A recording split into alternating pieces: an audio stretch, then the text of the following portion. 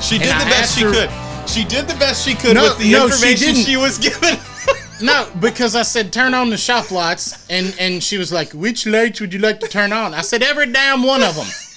That's why those lights are on. It's like, why did the outside lights turn on? And then she just like gave me the finger, so I just started slapping the wall. I had my phone. I was carrying my bag with the laptop and my iPad and the t-shirts, and I'm coming in and I'm wanting to use Alexa to turn on the lights, and she responded to me like a bunch of women in high school did, complete and total ignoring. It was traumatic. It's the best. I'm gonna have to pay my therapist for this.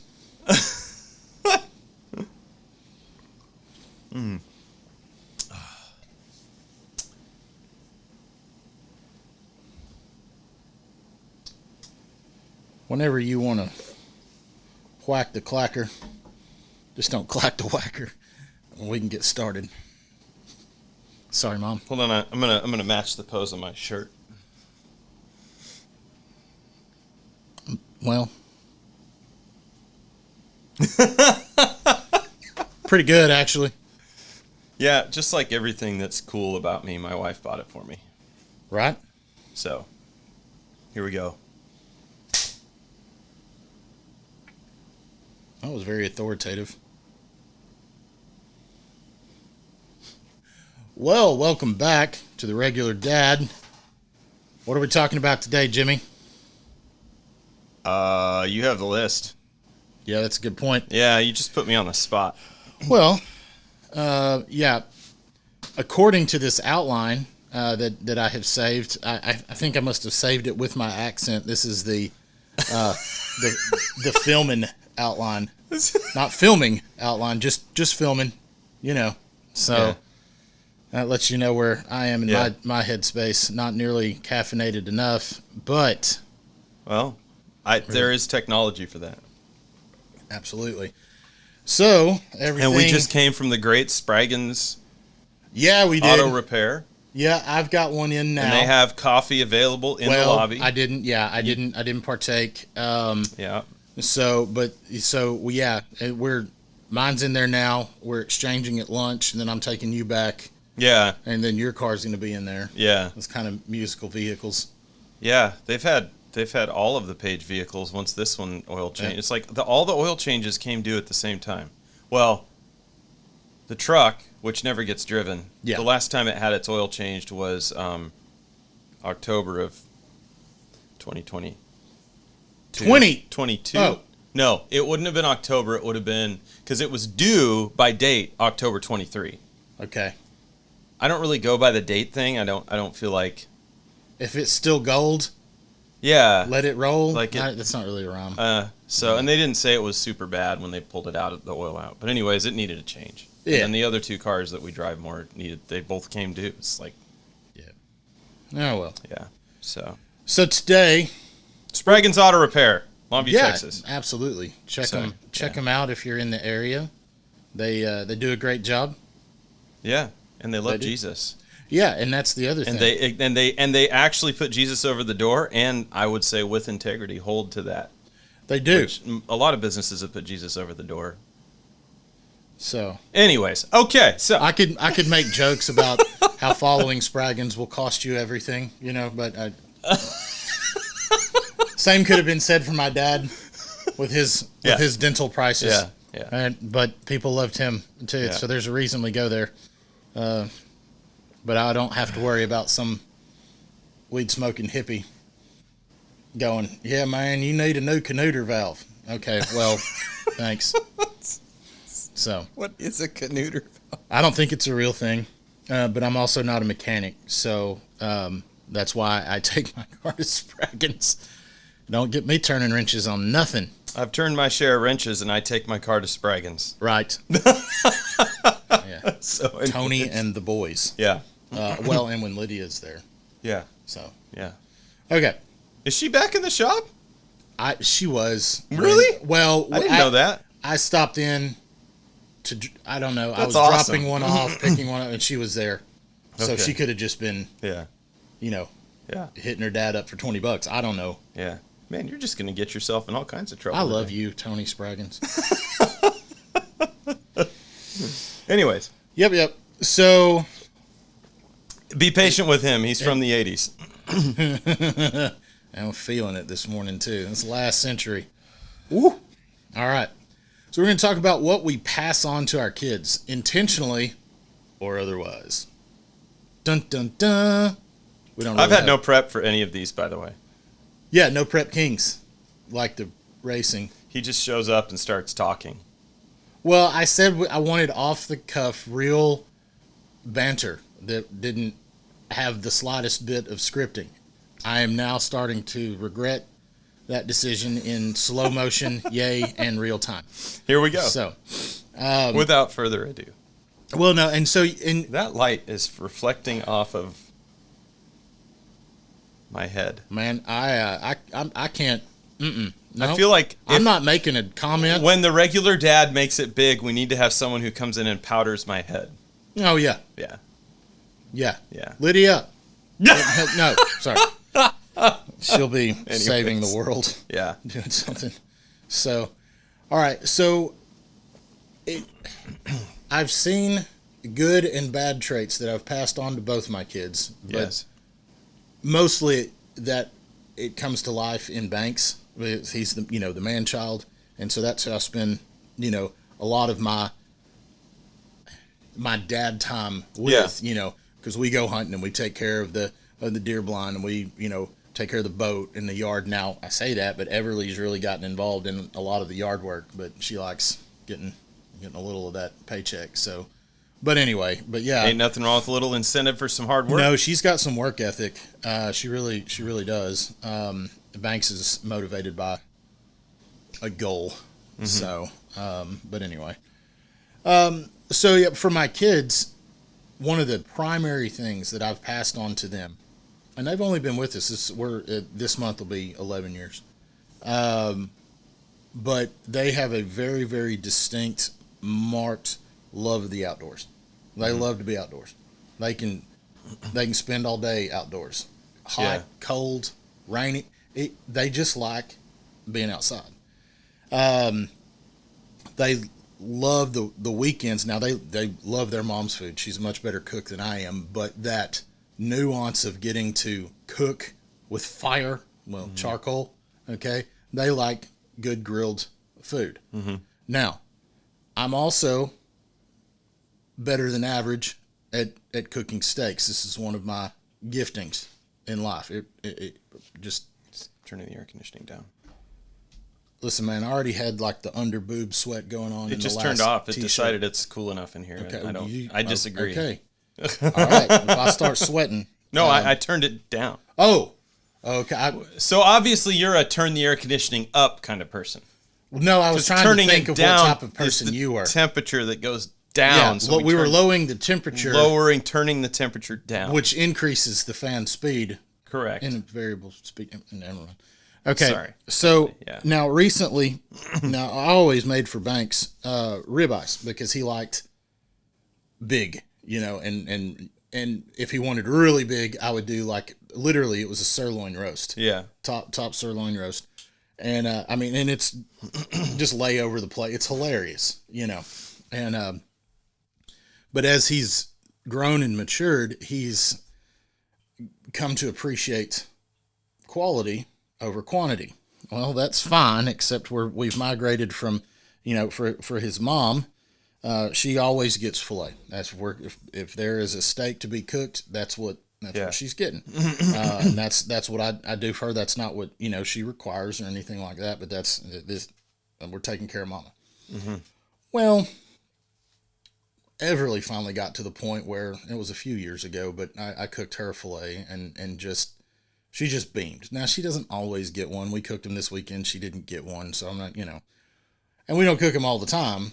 But again, being good at it, we make that hey, we're celebrating X with, whatever. And I can attest that Ben is not blowing smoke about the being good at cooking all the meats. This is not a man that does not know a thing or two.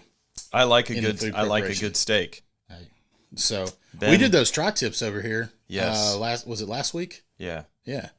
Dude, tri-tip, so good. Man, they were really good. Very Partial to the underrated. tri-tip here at the Page Family Home.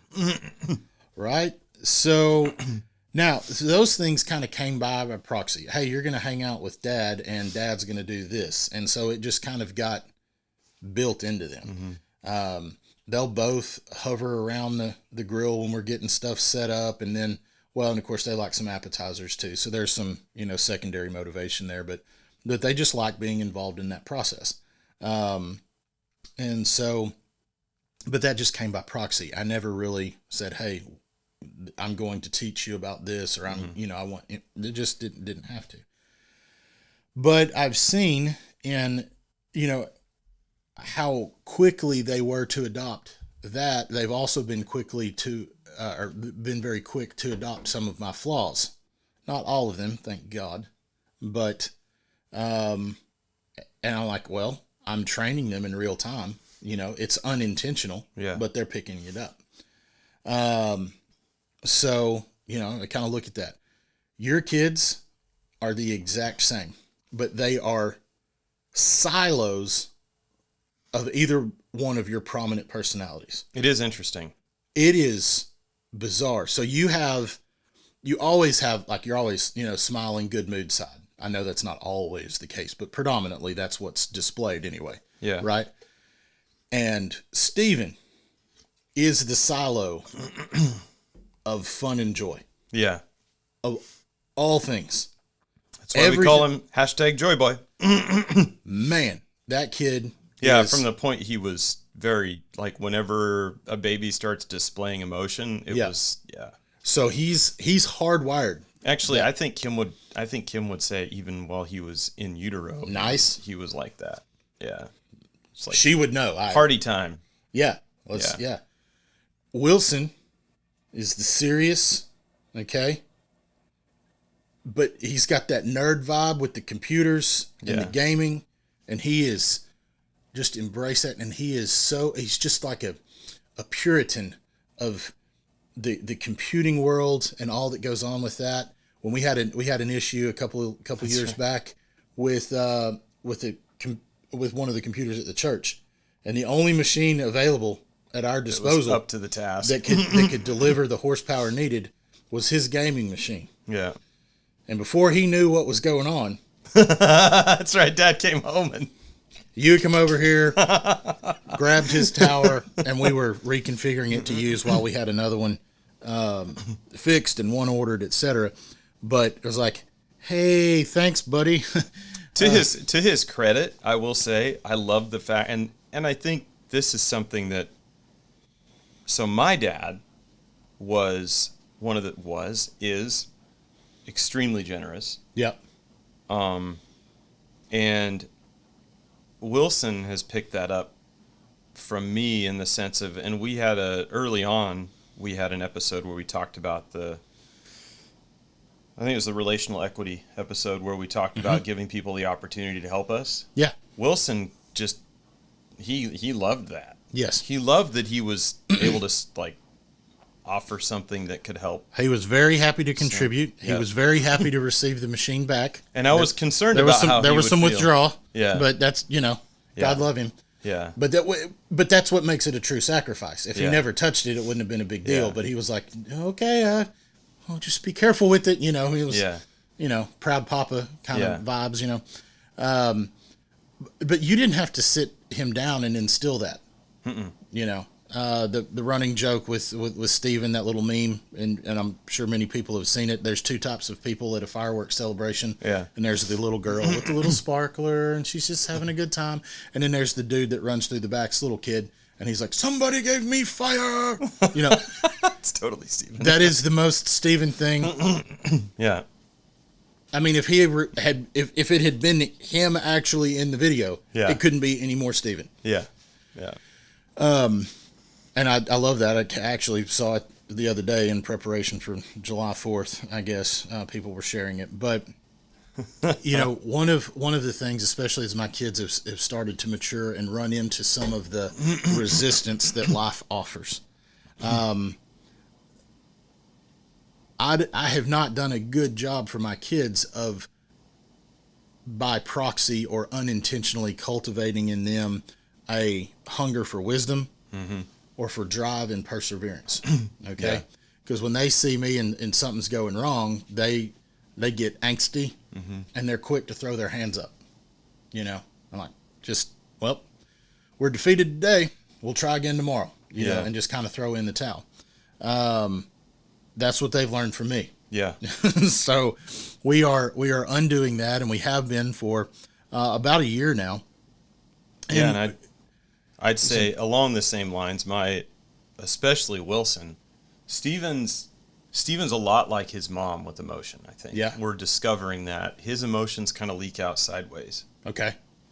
Like, you see him do things and you're like, where did that come from? Oh, that kind of thing. Yeah. Wilson is very much like me. Yeah. Gets angry, like emotional red line immediately. And then when he was younger, throwing things, yelling. Yeah. The good stuff. Yeah. So, and he picked that up for me. Absolutely. So. Yeah. So. We're telling on ourselves this morning. This should have been in the funny dad story. Oh, okay. Well, rip it out there. So, when we were in Utah. Yeah. Shout out to Utah. Shout out to the mountains. Shout out to the cooler weather in the mountains. I miss you. Please continue. Anyways. Because I can't shout out to any of that. Yeah. So, So, it's 104 tertiary in the shade. story. Went to Gunnison yesterday. Dropped off some folks. Of course you did. Gunnison, Colorado, Yeah. for those of you who don't know. Yeah. We opened the door of the airplane, and there was an audible sigh from everyone on board, including, like, the little kids. It just naturally came out. Opened the door. It's 68 degrees outside. Everybody goes, ah. So, yeah. Anyways. Because it hadn't been 68 here in over a month. Yeah. So, it's like 78 at 4:30 in the morning. Oh, my gosh. It never goes. Yeah, it's crazy. So, little toddler Wilson, when we were in Utah, we used to have a Land Cruiser with a rooftop tent. Yeah. Which is really cool. I've seen pictures. If you don't know what it is, it's a machine. tent. It folds out like a taco. A ladder comes down the side. It was Did you really say tacos? Yeah. Sorry. It was really designed for, like, being on safari, and the lions can't get up to you and all that, so you're up in this tent, right? But it's become popular, just a way to camp, and it's on the truck, so it's easy, it's mobile. So we had him locked, he's just zipped into the rooftop tent while we're setting up camp. Yeah. So he's up there playing with his toys, and we hear him babbling away, and he's just being cute Wilson. And all of a sudden, something hits the side of the tent. Thump. And then we hear...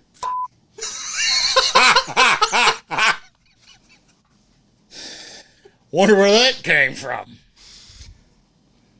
I wish that you could have been there to see the look that my wife gave me, because everything was said in the look. There was nothing that needed to be said. It was, that's you. Yeah. Yeah. Uh-huh. So, yeah. Yeah. Yeah, so I definitely, he'd be out in the garage, I'd throw a tool, utter said expletive. You're right. It's a great example, Jimmy. Well done. Hey. Yeah. I So. Well, I think very right out of the gate we talked about our kids being adopted. They brought in a treasure trove of just uniqueness in ways that they're not intentionally raised anyway. But yeah, their foster care environment was quite spicy. Yeah, which brings a whole new layer of... Oh, my gosh. So... It is surprising to me how much they've picked up from you, though. Right? Like how... That should scare everybody. Like, the whole endless discussion of nature versus nurture, but how much they've picked up, especially the negative traits. I mean, because that's kind of what we're talking about. Yeah. It is interesting to me. Yeah. I know that other stuff, the trauma from the past, is under the surface, but I don't see that as much as I see... Yep. Because, and I would say that what they experience from me in any type of elevated stress or anything is a non-healthy way to deal with it. Right. Yep. They don't know that it's a non-healthy way to deal with it. They know that that's how you deal with elevated stress. Yeah, that's all they know. Like Wilson. Just like Wilson. Yeah. Little toddler Wilson. Yeah. He wasn't, I don't even think he was upset. He was just doing what Dad does. He was just mimicking. He could have been. He's working on something, and probably in his head is imagining he's working on whatever Dad's working on. And then when Dad is working on something, there are periods of time when Dad throws something across the garage and says this word. Yes. He probably wasn't even upset. But he had probably a big smile on his face. So, yeah. Hey. Anyways, things we pass down. Right. So, but in working with both my kids, in an intentional way over the last year. Now, Banks had the opportunity to go to a week-long theology camp. Okay.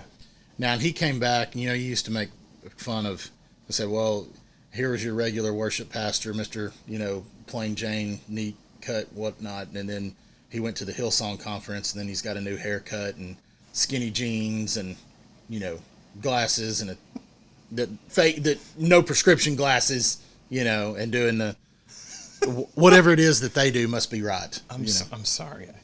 We should do it. Yeah, we'll just that's a topic for another time. Well, we're going to be landing the plane on this one here in a minute. The imitation game in Christian leadership is oh my gosh. For me, and we will talk about it, but it started, what's the guy's name? It's East Coast, and he's a great guy. Dang. The Elevation Church guy? Yeah, what's his name? Oh my gosh. Stephen Furtick. Stephen Furtick. Yep. All right. Yeah. So now, I don't know what he. I think I know where this is going. So follow me. He and Craig Rochelle, and then of course they're the mega church people, yeah. And I've never met Stephen Furtick. I was in a small leadership room. It was about 100 of us, and Craig Rochelle was there, so he shook his hand, but he ain't gonna know me. But they started this like workout competition thing. So as I heard it anyway. Yeah. And they were trying to, who can get the biggest arms and whatnot. Well, okay, that's fine. But as that happened, I guess Furtick didn't buy any new shirts, or he kept his in the dryer extra long so they could seersucker around his arm. But then he had a handheld microphone. Now, we've used head-worn microphones because it keeps it right here, and it's nice. 20 years. Over 20 years. Yeah, it makes it super consistent. Head-worn microphones have been available. We're doing this, and I swear to you, it was to promulgate his own bicep. Now, I'm not a disparaging comment at all, because they were quite built, but it was like, and then that shirt was. This is a rabbit trail. We could go down. I don't understand the. It ran through. Yeah. Everyone had to start doing this. Yeah. Yeah. Which was fine until they started using their hands, because they were used to using their hands with everything. That's the thing. Like, why are you going to lose? Like, I talk with my hands. Yeah. Why am I going to lose the use of one of my hands to hold a microphone that doesn't sound as good, that is distracting, honestly, for at least some of the people? Because it looks odd, when someone's doing this. Right. It's contextual. I mean, if I'm doing a tent meeting and there's like a PV powered speaker behind me and I've only got the one microphone, okay, that's fine. You hand it off to people and you're doing all the crazy charismatic stuff that, Sure. But like a regular Sunday service, we got to stop. But that wasn't getting passed on to our kids, but it was getting passed on to impressionable pastors that didn't have There's no other reason to pass that along other than we're trying to imitate someone. And dude, I don't want to go heavy, but here we go. It's really Spider. Hard. Oh, very small. Get him. It's really hard for me. It's really hard for me not to go here. Yeah. The word doesn't say imitate Stephen Furtick. I like him. I do Don't too. get me wrong. Dude, during the pandemic when they did that rattle, I was like weeping. That was amazing. That video, we needed that. Yeah, like, but I've spent the greater portion of my adult life, 30 years in AV support, predominantly for churches, and so I've been around pastors. So I know the breed, and I love the breed, but I'll also be like, I don't mind ribbing them a little bit. Well, and you've taught us in this serious rabbit trail, but you've taught us that it's important that the AV stuff is transparent. Yeah. Holding a handheld microphone while you're speaking is not transparent. Please turn with me in the scriptures to sorry.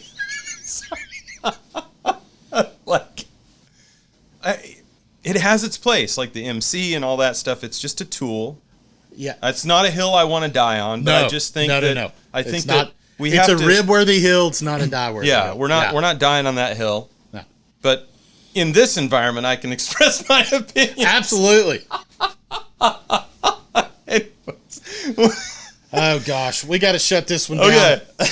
Next episode, I'm just gonna talk about some books that I've been reading, what I've got from them. Yeah. And just some cool stuff. And just we'll share those. And so anything else to close this out? Don't go down another rabbit trail. Don't do it. All right, we'll catch you here next time on The Regular Dad.